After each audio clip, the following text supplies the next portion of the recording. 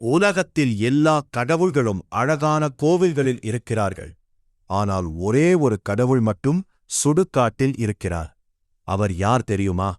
அவர்தான் சிவபெருமான். ஆனால் ஒரு கேள்வி, ஏன் சிவன் மரணம் நடக்கும் இடத்தில் இருக்க விரும்புகிறார்? இந்த கேள்விக்கான பதில் மிகவும் ஆழமான ரகசியம். சுடுகாடு என்பது மனித வாழ்க்கையின் கடைசி இடம். பணம், அதிகாரம், அழகு எதுவும் அங்கே வராது.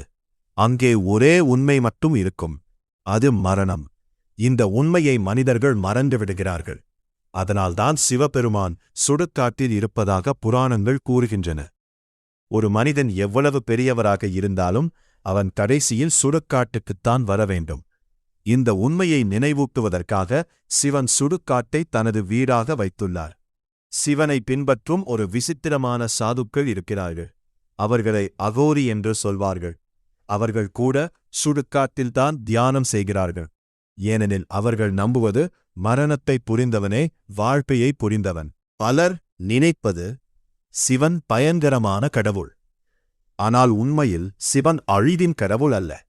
அவர் மாற்றத்தின் கடவுள்.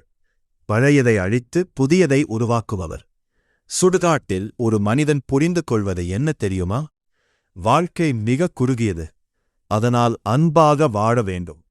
அகங்காரம் விட வேண்டும். அதுவே சிவன் கற்றுக் கொடுக்கும் பாடம். அதனால்தான் சிவபெருமான் சுடுகாட்டில் இருக்கிறார். மரணத்தை நினைவூட்டி வாழ்க்கை உணர்த்த. ஓம் நம சிவாய.